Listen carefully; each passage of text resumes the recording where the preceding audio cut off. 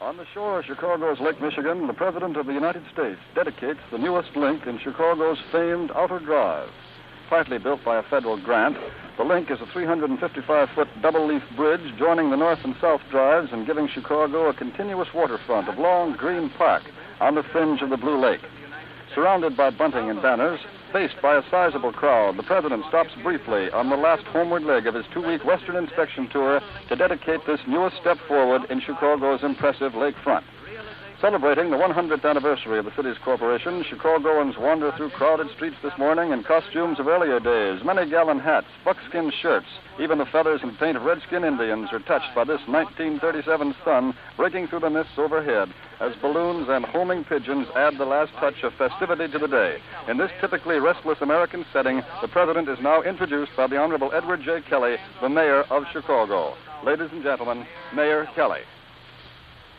Mr. President, Mr. Secretary of the Interior, Senator Dietrich, Governor Horner, distinguished guests and friends, we are in the closing weeks of Chicago's Charter Jubilee celebration.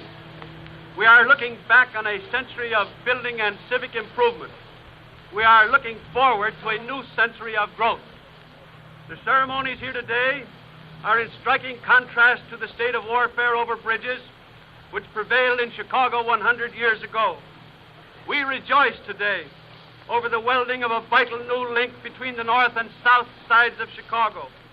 It seems to us unbelievable that there could have been a time in the history of Chicago when bridges were not wanted.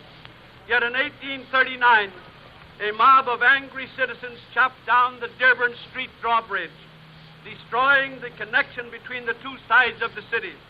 Commercial competition led to this act of violence, but the passing of years brought new conceptions of neighborly cooperation. Today, the city is unselfishly one. Chicago, the city of the broad shoulders and big heart, has finished another job. The struggles, the years of work and planning, the boundless energy and courage of Chicago's builders to complete the longest bascule bridge in the world is a thrilling record of cooperation and conquest. The watchword of Chicago civic planners was, "It can be done." Today, Chicago reports to the world, it is done. We are witnessing today something greater than a lasting triumph in stone and steel.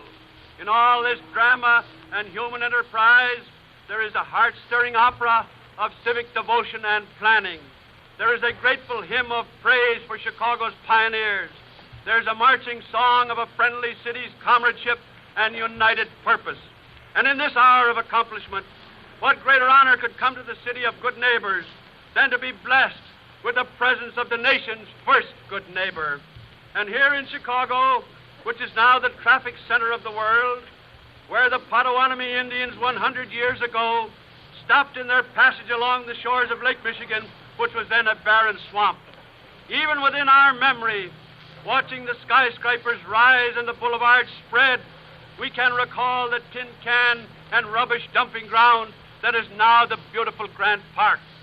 Something must be said for the Daniel Burnhams, the Edward Wackers, the Montgomery Wards, and the James Simpsons, who had the vision and foresight to plan for Chicago's future. The only yardstick which can measure this accomplishment lies in the question, who benefits from it all? Who enjoys all the opportunity for pleasure and cultural advancement? Our dreams and hopes have been translated into this great commons of Chicago, this vast meeting place of a city and its guests, of which this bridge is a very important part, where millions came for entertainment and recreation, as well as for enlightenment, to band concerts, athletic and water sports, museums, and various other things. And with the same quickening pulse, all kindled by the same desire to promote Chicago's betterment, and in the same gay mood of friendliness, and all sharing the same emotions of tolerance and goodwill and fair dealing. It really represents and value to the Chicago citizens at a considerably much less cost. As president of the South Park Board, and now as mayor of Chicago, I am proud that I have been identified with this opportunity to unite and advance Chicago. The good neighbors of Chicago, Mr. President, as you know, can address themselves to any task and achieve it. whatever adds to our social and economic progress, are all summed up in our driving, resourceful spirit of I will. It is a typical American city where all races and creeds live in happy harmony, all vitally interested solely in American democracy. How open and free is all of Chicago, with rejoicing in this celebration when we think of the turmoil and conflict that now grips other nations abroad. We are aware, Mr. President, that this whole accomplishment might have been postponed indefinitely were it not for your help. In your present journey throughout the nation, you have been taking an inventory of recovery. You have been putting your own finger on the pulse of public response to your helpful programs of providing work and permanent public improvements. The hundreds of thousands who greet you here have the same admiration for your humane and courageous leadership as have the many thousands you have met during your trip throughout the West. We would be amiss if we'd not at this particular time thank our Secretary, Mr. Ickes, and also Administrator Harry L. Hopkins, who have done much to make this great bridge possible. Grateful indeed is every citizen in Chicago for the long-ranging planning and tireless work of President Dunham and his associates of the Chicago Park District, not only here but in all parts of our city. Now, Mr. President, the symbol of dedication of this centennial bridge is found in a union of hearts as well as hands. It is a symbol of the gap you bridged between the nation's want and the nation's security, fear and the country's confidence. It is a symbol of the permanent link you forged between a nation standing still and a nation pulling out of the rough. We welcome you, Mr. President, and we express our heartiest gratitude for your help. This 30 miles of uninterrupted lakefront boulevards has widened this gateway of the Middle West. But in your final appraisement of this achievement today, may you take away the dominant thought and the prevailing hope of the people of Chicago, a better and more beautiful city, a city whose growing pains have not changed its warm heart and friendly spirit, a city that ran ahead of recovery and is still staying out in front. Now, I have never been more happy. The people of Chicago have never been more happy. And I've never been more thrilled than to welcome our friend and good neighbor, ladies and gentlemen, the President of the United States.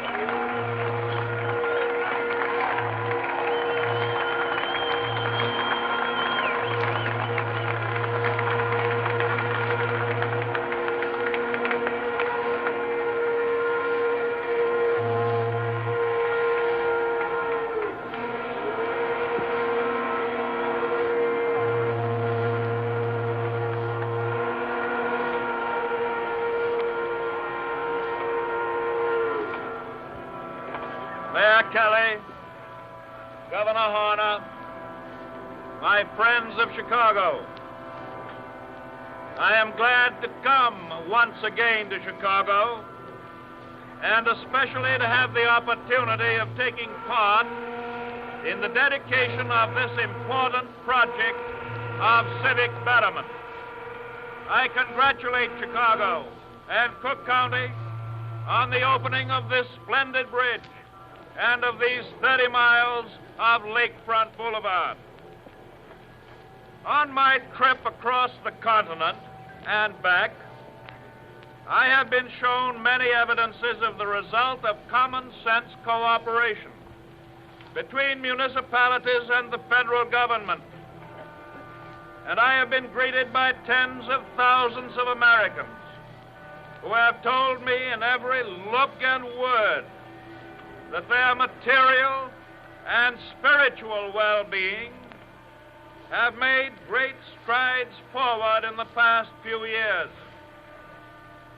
And yet, as I have seen with my own eyes the prosperous farms, the thriving factories, the busy railroads, as I have seen the happiness and security, and especially the peace that covers our wide land, almost inevitably, I have been compelled to contrast our peace with very different scenes that are being enacted in other parts of the world. It is because the people of the United States must, for the sake of their own future, give thought to the rest of the world that I, as the responsible executive head of the nation, have chosen this great inland city and this gala occasion to speak to you on a subject of definite national importance.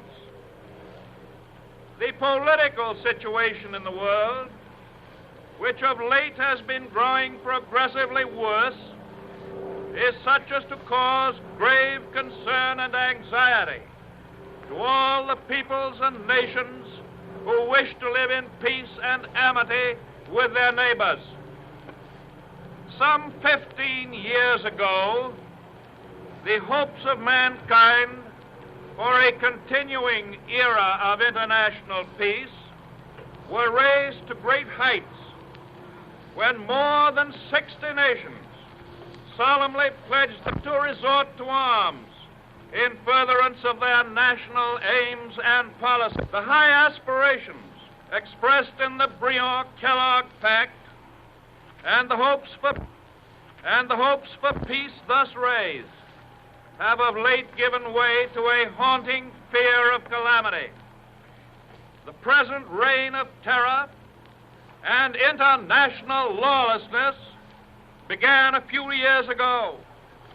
It began through unjustified interference in the internal affairs of other nations, or the invasion of alien territory in violation of treaties.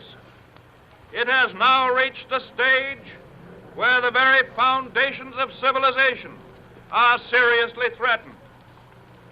The landmarks, the traditions, which have marked the progress of civilization toward a condition of law and order and justice, are being wiped away. Without a declaration of war and without warning or justification of any kind, civilians, including vast numbers of women and children, are being ruthlessly murdered with bombs from the air. In times of so-called peace, ships are being attacked and sunk by submarines without cause or notice. Nations are fomenting and taking sides in civil warfare in nations that have never done them any harm. Nations claiming freedom for themselves do not deny it to others. Innocent peoples, innocent nations are being cruelly sacrificed to a greed for power and supremacy which is devoid of all sense of justice and humane consideration. To paraphrase a recent author, perhaps we foresee a time when men, exultant in the technique of homicide, will rage so hotly over the world that every precious thing will be in danger. Every book, every picture, every harmony, every treasure garnered through 2 millenniums, the small, the delicate, the defenseless, all will be lost or wrecked or utterly destroyed. If those things come to pass in other parts of the world, let no one imagine that America will escape, that America may expect mercy, that this Western Hemisphere will not be attacked, and that it will continue tranquilly and peacefully to carry on the ethics and the arts of civilization. No, if those days come, there will be no safety by arms, no help from authority, no answer in science. The storm will rage until every flower of culture is trampled and all human beings are leveled in a vast chaos. If those days are not to come to pass, if we are to have a world in which we can breathe freely and live in amity without fear, then the peace-loving nations must make a concerted effort to uphold laws and principles on which alone peace can rest secure, which today are creating a state of international anarchy, international instability, from which there is no escape through mere isolation or neutrality. Those who cherish their freedom and recognize and respect the equal rights of their neighbors to be free and live in peace must work together for the triumph of law and moral principles in order that peace, justice, and confidence may prevail throughout the world. There must be a return to a belief in the pledged word, in the value of a signed treaty. There must be recognition of the fact that national morality is as vital as private morality.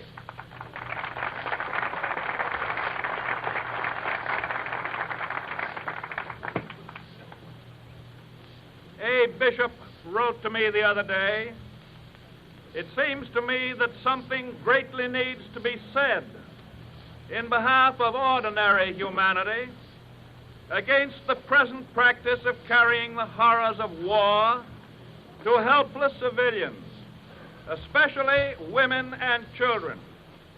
It may be that such a protest may be regarded by many who claim to be realists as futile, but may it not be that the heart of mankind is so filled with horror at the present needless suffering that that force could be mobilized in sufficient volume to lessen such cruelty in the days ahead, even though it may take 20 years, which God forbid, for civilization to make effective its corporate protest against this barbarism. Surely strong voices may hasten the day." There is a solidarity, an interdependence about the modern world, both technically and morally, which makes it impossible for any nation completely to isolate itself from political and economic upheavals in the rest of the world, especially when such upheavals appear to be spreading and not declining. There can be no stability or peace, either within nations or between nations, except under laws and moral standards adhered to by all. International anarchy destroys every foundation for peace. It jeopardizes either the immediate or the future security of every nation, large or small. And it is therefore a matter of vital interest and concern to the people of the United States that the sanctity of international treaties and the maintenance of international morality be restored. The overwhelming majority of all the peoples and nations of the world today want to live in peace. They seek the removal of barriers against trade. They want to exert themselves in industry, in agriculture, in business, that they may increase their wealth through the production of wealth-producing goods, rather than striving to produce military planes and bombs and machine guns and cannon for the destruction of human lives and useful property. In those nations of the world which seem to be piling armament on armament for purposes of aggression, and those other nations which fear acts of aggression against them and their security, a very high proportion of their national income is being spent today directly for armament. It runs from 30 to as high as 50% in most of those cases. We are fortunate. The proportion that we spend in the United States is far less, 11 or 12%. How happy we are that the circumstances of the moment permit us to put our money into bridges and boulevards, dams and reforestation, the conservation of our soil, and many other kinds of useful works, rather than into huge standing armies and vast supplies of implements of war.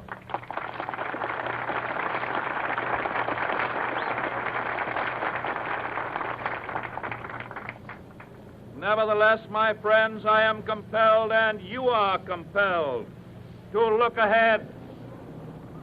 The peace, the freedom, the security of 90% of the population of the world is being jeopardized by the remaining 10% who are threatening a breakdown of all international order and law. Surely the 90% who want to live in peace, under law, and in accordance with moral standards that have received almost universal acceptance through the centuries, can and must find some way to make their will prevail. Yes, the situation is definitely of universal concern. The questions involved relate not merely to violations of specific provisions of particular treaties. They are questions of war and peace, of international law, and especially of principles of humanity. It is true that they involve definite violations of agreements, and especially of the Covenant of the League of Nations, the Briand-Kellogg Pact, and the Nine-Power Treaty. And we have signed both of the last two.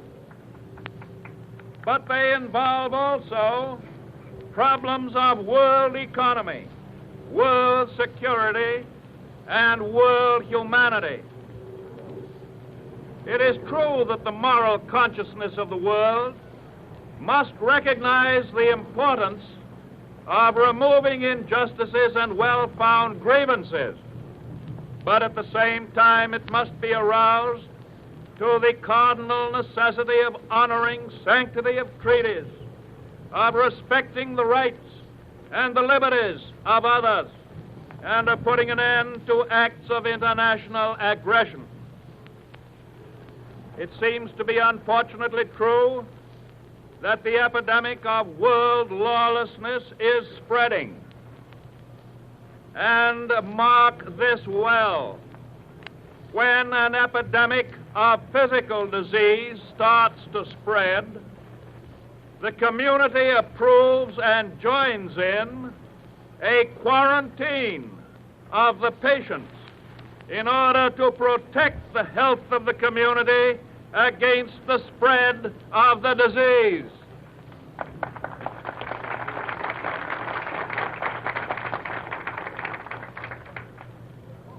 It is my determination to pursue a policy of peace. It is my determination to adopt every practicable measure to avoid involvement in war.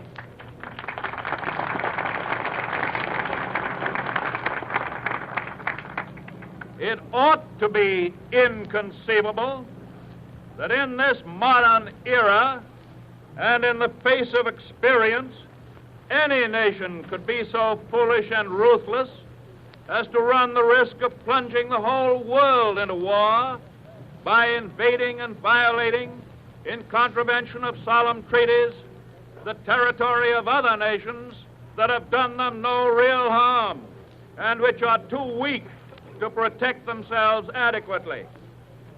Yet the peace of the world and the welfare and security of every nation, including our own, is today being threatened by that very thing. No nation which refuses to exercise forbearance and to respect the freedom and the rights of others can long remain strong and retain the confidence and respect of other nations. No nation ever loses its dignity or its good standing by conciliating its differences and by exercising great patience with and consideration for the rights of other nations. War is a contagion, whether it be declared or undeclared. It can engulf states and peoples remote from the original scene of hostilities. Yes, we are determined to keep out of war, yet we cannot insure ourselves against the disastrous effects of war and the dangers of involvement. We are adopting such measures as will minimize our risk of involvement, but we cannot have complete protection in a world of disorder in which confidence and security have broken down. If civilization is to survive, the principles of the Prince of Peace must be restored. Shattered trust between nations must be revived. Most important of all, the will for peace on the part of peace-loving nations must express itself to the end that nations that may be tempted to violate their agreements and the rights of others will desist from such a cause. There must be positive endeavors to preserve peace.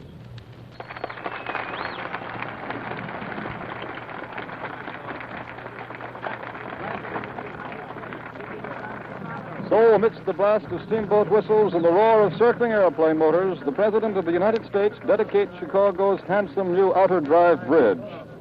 Leaving the city now to enjoy its 30-odd miles of now unbroken drive along the lake, the President motors to lunch at the home of His Eminence, George Cardinal Mundelein, and then back to the 10-car presidential special train and an overnight jump to Hyde Park, New York, with but one more speaking date left on the crowded 2-week schedule, and that is tonight in Cleveland at 10:45 Eastern Standard Time. This is Bob Trout speaking to you from Chicago's Outer Drive Bridge and returning you now to our New York studios. We appreciate the courtesy of the makers of Lucky Strike cigarettes, sponsors of Edwin C. Hill, in relinquishing their program in order for us to bring you the special broadcast that just ended. This is the Columbia Broadcasting System.